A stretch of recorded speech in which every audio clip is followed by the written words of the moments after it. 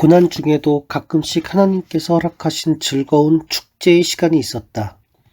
개교 이듬해 봄, 우리는 집을 떠나 학교 음식만 먹는 학생들에게 고기를 실컷 먹이고 싶었다. 우리의 이런 바람을 들은 분이 고깃값을 선뜻 보내주었다. 바비큐 그릴을 살 돈을 보내주신 분도 있었다. 전교생 800여 명이 먹을 고기 분량은 400kg 큰 부대자루로 한가득이었다. 교수 부인들은 신이 나서 팔을 걷어붙이고 음식을 장만했다.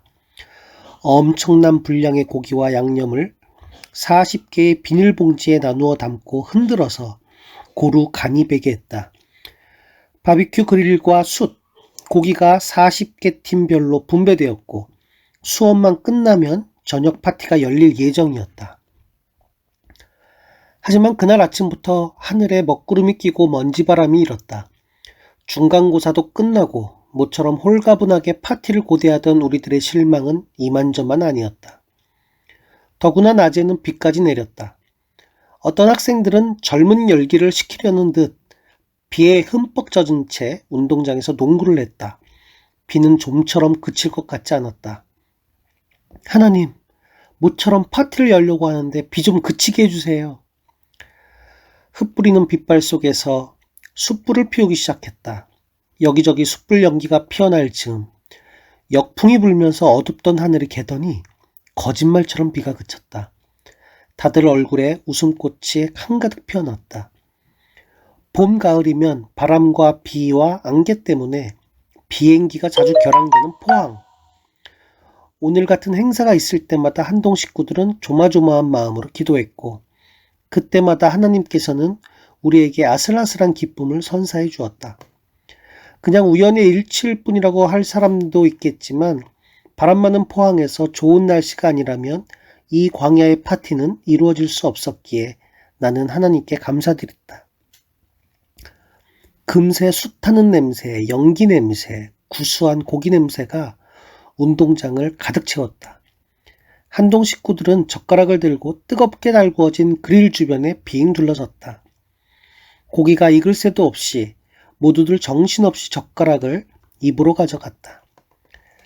한 차례 배를 채우자 그제야 서로의 입에 고기를 넣어줄 여유가 생겼다.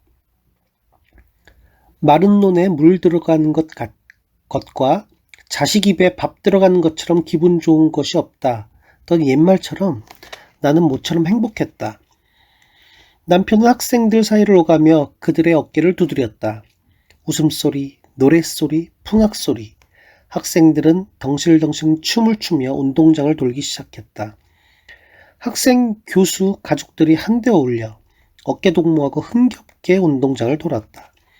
광야의 파티는 밤늦도록 계속되었다.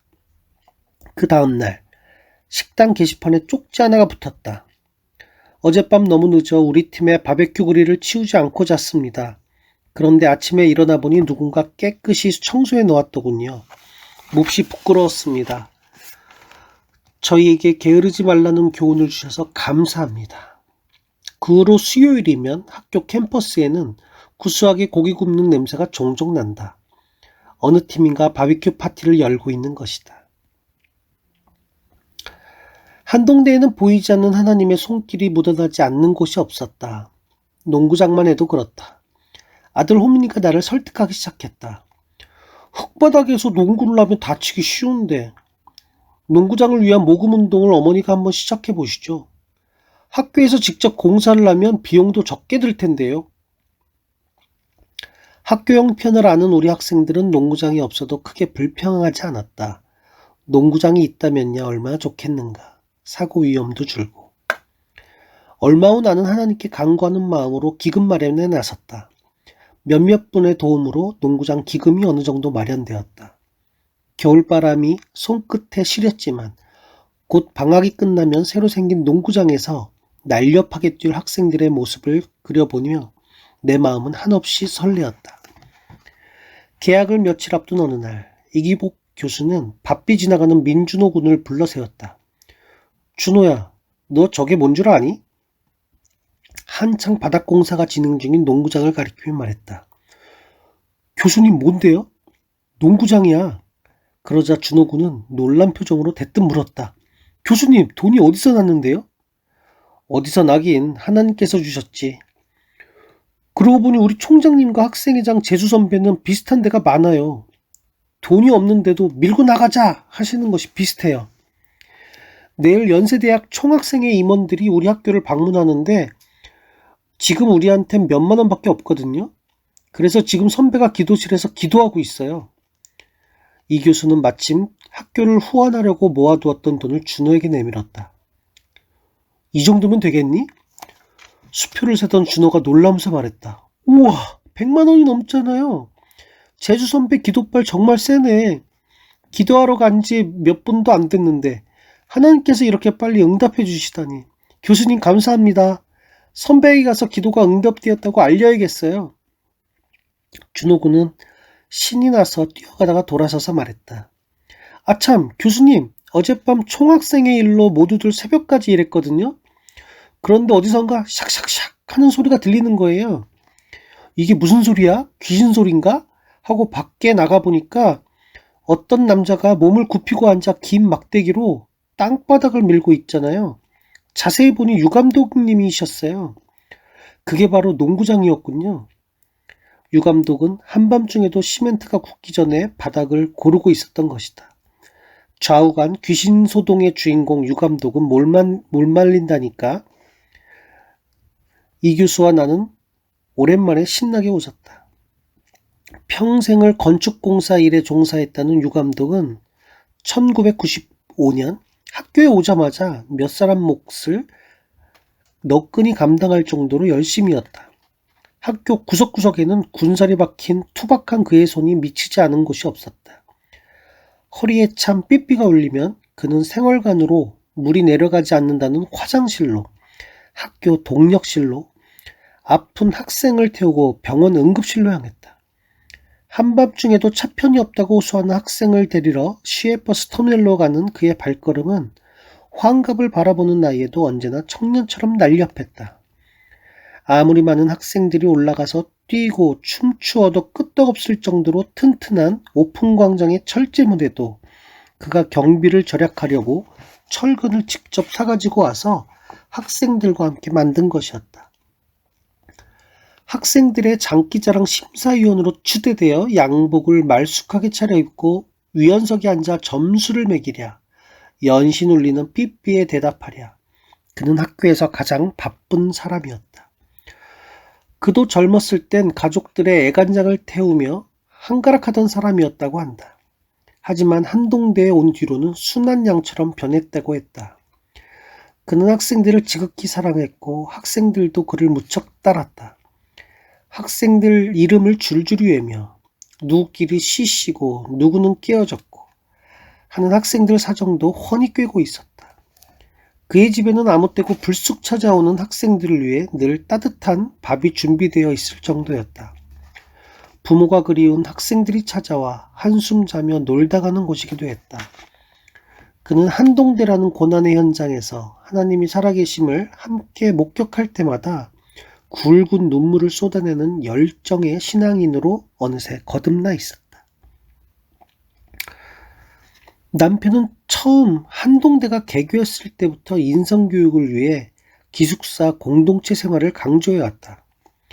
지금까지 우리의 교육 풍토는 친구들을 배려하고 격려하기보다 묘한 경쟁관계 속에서 자기도 모르게 이기적인 사람이 되기 쉬운 게 현실이오.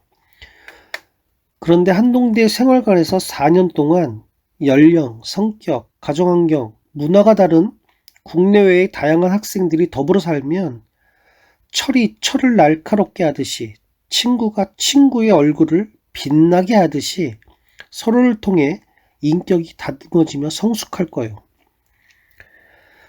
남편의 뜻을 모르는 것은 아니었지만 입학생들의 숫자만큼 매년 생활관을 짓기에는 학교 운영비가 턱없이 모자란다는 것을 나는 잘 알고 있었다. 후원금과 융통자금으로 학교 재정이 충당되고 있는 지금 불확실한 후원금으로 한 해의 예산을 세우고 게다가 해마다 생활관을 짓는 것은 퍽 무모한 일이라고 남편도 속을 털어놓았다. 경영학적으로 보면 난 빵점이야. 우리 학교는 다른 건물보다 생활관이 더 많으니 상식적으로 보면 비정상이지. 더구나 빚을 지며 해마다 생활관을 짓다니. 하지만 남편은 생활관에서 학생들이 인성교육을 받아야 한다는 꿈을 포기하지 않았다. 예수께서 대답하여 가라사대 너희가 먹을 것을 주라. 이렇게 말씀하심은 친히 어떻게 하실 것을 아시고 빌립을 시험코자 하심이라. 제자들의 빈주머니 사정을 다 알고 계신 예수님은 상식 밖의 명령을 하셨다. 주님은 제자들의 믿음을 보기 원하셨던 것이다. 우리의 사정을 다 알고 계시는 주님께서 우리에게도 너희가 학생들을 위해 생활관을 지어라 하고 말씀하시는 것만 같았다. 하지만 개교 3년째 H건설 건축비 상환도 아직 다 갚지 못한 형편이고 학교가 부도날지도 모른다는 소문이 파다한데 외상으로 생활관을 지어줄 회사가 또 나타날까? 우리 부부는 간절히 기도했다. 하나님, 또다시 새 생활관을 지으라는 당신의 뜻을 확인하고 싶습니다. 도와주소서. 하나님께서는 당신의 뜻을 알아차릴 수 있는 징표를 우리에게 주셨다. 어느 날 남편이 말했다. 오늘 지역의 한 건설회사 사장이 학교로 찾아왔어. 규모가 그리 큰 회사는 아니었지만 생활관을 외상으로 지어주겠다고 했어. 거송건설의 최병원 사장인데 사실은 생활관뿐만 아니라 효암채플 건축도 시급하지 않소? 학교의 첫 번째 어음을 막아준 채플 기금 20억 원은 받은 지 어느덧 3년이 지났지만 채플 건축은 엄두도 못 낼 형편이라 했더니 최 사장은 효암채플도 짓겠다고 나서주었어. 얼마나 기뻤는지 모른다오. 늦더위가 한창이던 8월 말 조용하던 캠퍼스에 크레인 소리가 들리고 공사장은 인부들로 활기를 띠기 시작했다. 공사를 시작한 지 얼마 지나지 않아 곧 IMF 경제위기로 거송건설 또한 자금 사정이 나빠져서 공사가 일시 중단되기도 했다.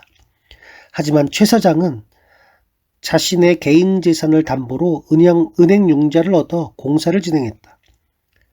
바사왕 고레스는 말하노니 하늘의 신 여호와께서 세상 만국으로 내게 주셨고 나를 명하사 유다 예루살렘의 전을 건축하라 하셨나니.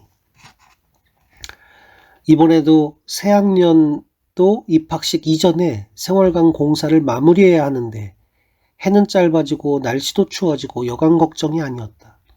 오 사무처장이 말했다.